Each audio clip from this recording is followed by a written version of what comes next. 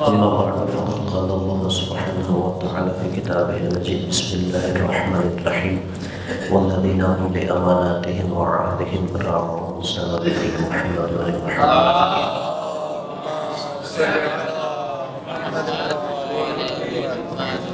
سورہ مومنون کی جس آیت کے بارے میں عرض کیا ہے وہ یہ کہ اللہ نے جو قیامت کے دن اور دنیا میں صاحبان ایمان کامیاب ہیں جو ان کی نشانیاں بیان کی ہیں، پہلے 5 نشانیاں بیان ہو چکی ہیں۔ چھٹی نشانی یہ ہے والذین هم لأماناتهم وعہدهم راعون کہ وہ امانت کے ساتھ اپنے وعدوں کی پاسداری کرتے ہیں، یعنی جو صاحبان ایمان دنیا اور آخرت میں کامیابی کا اللہ نے وعدہ کیا ہے ان کی ایک نشانی یہ ہے کہ وہ اپنے وعدوں کا خیال رکھتے ہیں، اپنے وعدوں کو پورا کرتے ہیں، وعدہ خلافی نہیں کرتے۔ اور پھر اللہ نے کہا وَأَوْفُوا بِالْعَهْدِ إِنَّ الْعَهْدَ كَانَ مَسْئُولًا کہ اپنے وعدوں کو پورا کرو، اس لیے کہ تم سے وعدہ کے بارے میں سوال کیا جائے گا۔ ہم لوگ یہ سمجھتے ہیں کہ جو عبادات ہیں ان کا تو ہم سے سوال کیا جائے گا، مگر شاید جو اخلاقیات ہیں ان کا ہم سے سوال نہیں کیا جائے گا۔ اور پھر جب وعدہ کی ہم بات کرتے ہیں اس میں کچھ وہ وعدے ہیں کہ جو ہم اپنے خالق سے کرتے ہیں، اپنے خدا سے کرتے ہیں، اپنے رب سے کرتے ہیں، اور کچھ وہ وعدے ہیں جو ہم بندوں سے، مخلوق کے ساتھ کرتے ہیں۔ اس میں یہ ہے کہ جب انسان سے سوال کیا جائے گا، خواہ وہ اس کے اپنا رب کے ساتھ کوئی کیا ہوا وعدہ ہو کہ جب انسان کلمہ پڑھ لیتا ہے، اسلام میں داخل ہو جاتا ہے تو اللہ کے ساتھ اس کا ایک عہد و پیمان ہو جاتا ہے۔ اسی طرح انسان اپنے بندوں سے کوئی وعدہ کرتا ہے، اپنے جنسوں سے، تو اس کے بارے میں بھی قیامت کے دن سوال کیا جائے گا۔ اور اسی وعدے کی اہمیت کے حوالے سے رسول خدا صلی اللہ علیہ وسلم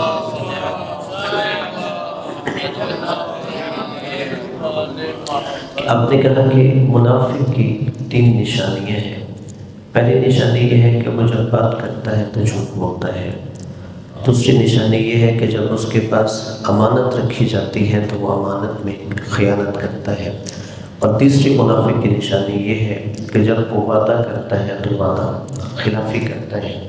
یعنی اس حدیث میں جو منافقین کی نشانیاں بیان ہوئی ہیں کہ جو کل ہم نے ایک بیان کی، یعنی امانت میں خیانت، یہ بھی جو انسان خیانت کرتا ہے وہ منافقین میں سے ہے۔ اور اسی طرح جو وعدے کا خیال نہیں کرتا اسے بھی حدیث میں منافقین میں سے قرار دیا گیا ہے۔ اور وعدے کی اہمیت اگر رسول اللہ کی سیرت سے ایک دیکھیں کہ جب جنگ بدر ہو رہی تھی اور جنگ بدر میں دیکھا جائے تو کافروں کا مسلمانوں سے 3 گنا بڑا لشکر تھا۔ اور اسی دوران 2 مسلمان صحابی کہ جو نبی کے پاس آ رہے تھے کہ ہم جنگ میں شرکت کے لیے ان کے پاس جاتے ہیں، تو کافروں نے ان دونوں صحابیوں کو پکڑ لیا۔ ایک کا نام جناب حذیفہ تھا، دوسرا کا نام جناب حسین تھا۔ اب اس شرط پہ کافروں نے ان کو رہا کیا کہ اگر ہم تمہیں چھوڑ دیں گے تو ہم سے وعدہ کرو کہ تم نے مسلمانوں کے ساتھ جنگ میں شریک نہیں ہونا ہمارے خلاف۔ اب وہ چاہتے تھے کہ ہمیں آزاد کر دیا جائے، تو ان دونوں صحابیوں نے کافروں سے وعدہ کیا اگر تم ہمیں چھوڑ دو تو ہم غزوہ بدر میں مسلمانوں کے ساتھی نہیں بنیں گے، تمہارے خلاف جنگ میں نہیں آئیں گے۔ تو انہوں نے دونوں کو رہا کر دیا۔ وہ دونوں جب صحابی نبی کے پاس آئے، اب کہا یا رسول اللہ ہمیں اس طرح کافروں نے پکڑ دیا، اور صرف اس بات پہ انہوں نے ہمیں چھوڑا ہے کہ ہم نے کہا تم سے وعدہ کرتے ہیں کہ ہم تمہارے خلاف مسلمانوں کے ساتھ مل کے جنگ میں شریک نہیں ہوں گے۔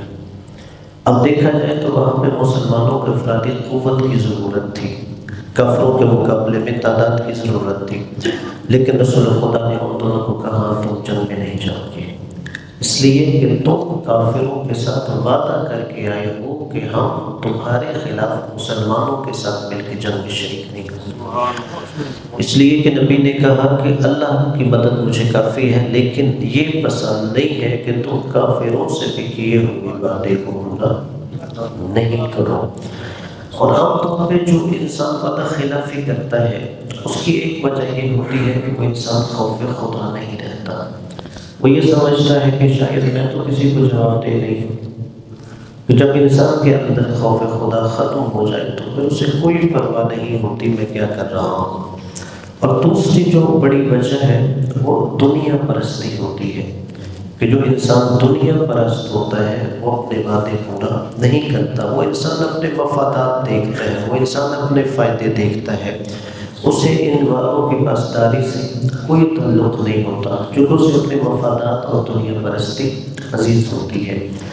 اور اس حوالے سے جو آخری بات عرض کروں گا کہ بسا اوقات انسان اپنے بچوں سے کوئی وعدہ کرتا ہے. مثلا چھوٹا بچہ ہے اور اس سے کوئی وعدہ کر لیا کہ میں تمہیں یہ چیز لے کے دوں گا یا تم فلاں جگہ لے کے جاؤں گا، اور وہ یہ سمجھتا ہے کہ ٹھیک ہے یہ بچہ ہے، میں نے وعدہ نہ بھی پورا کیا تو کیا حرج ہے. یہ ہم بچوں کی تربیت پر منفی اثر چھوڑتے ہیں کہ جب بچپن سے ہی اس بچے کے ساتھ وعدہ کیا جائے گا اور وہ وعدہ پورا نہیں کریں گے تو اس بچے کے ذہن میں یہ بات بیٹھ جائے گی یعنی وعدہ پورا کرنا کوئی ضروری نہیں ہوتا. اس لیے کہ وہ اپنے بڑوں باپ کو دیکھا یا والدہ کو دیکھا کہ یہ مجھ سے وعدہ کرتے ہیں اور وعدہ پورا نہیں کرتے. اس کا مطلب ہے کہ آہستہ آہستہ ہم اس کے ذہن میں یہ نقش کر رہے ہیں کہ یعنی وعدے کی پاسداری ضروری نہیں ہوتی. تو ایسے بچے کی تربیت پر منفی اثر ہوتا ہے. اس لیے اگر والدین بھی کوئی بچوں کے ساتھ بھی وعدہ کرے تو واجب ہے ان پر بھی کہ بچے کے ساتھ کیے ہوئے وعدے کو پورا کیا جائے. تو ہے کہ اللہ تبارک و تعالیٰ ہم سب کو مومنین کی صفات پہ پورا اترنے کی توفیق عطا فرمائے. صلوات پڑھیے محمد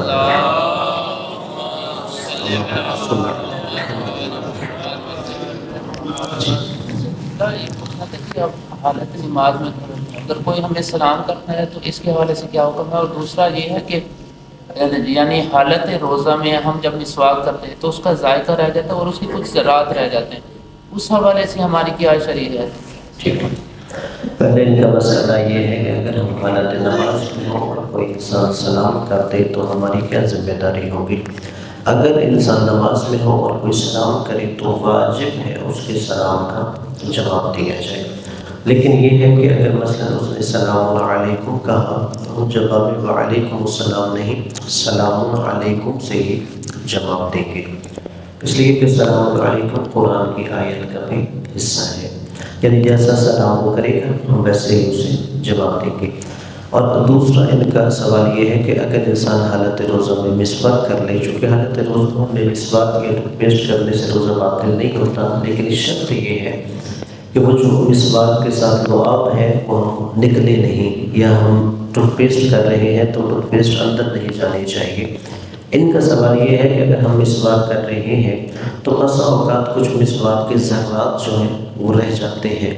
تو اب یہ انسان کو یقین کرنے کے لیے کہ مسواک کے بعد میرے منہ میں کوئی ذرہ نہیں، ضروری ہے کہ وہ 2-3 دفعہ کلی کرے تاکہ جو بھی منہ میں اس طرح کے ذرات ہیں وہ انسان باہر تھوک دے. اور اگر بالفرض اس نے ایسا کیا بھی ہے اور اس کے بعد دن میں کسی وقت وہ ایسا ہی منہ میں ذرہ محسوس کرتا ہے تو اس کی ذمہ داری ہے کہ وہ انسان اس کو اندر نہیں نکلے گا. اگر جان بوجھ کے نکل لے گا تو روزہ باطل ہے، انسان اسے باہر گرا دے گا. اسی طرح بسا اوقات ہوتا ہے انسان اگر سحری کر لے اور اسے مثلا کوئی ڈکار آیا ہے اور منہ میں خوراک کے ذرے آ گئے ہیں تو اس میں بھی واجب ہوتا ہے کہ انسان وہ خوراک کا ذرہ باہر گرا دے گا. اگر دوبارہ اسے نکل لے گا عمدن جان بوجھ کر تو روزہ باطل ہو جاتا ہے. کوئی اور کسی کا سوال ہو تو سلام علیکم.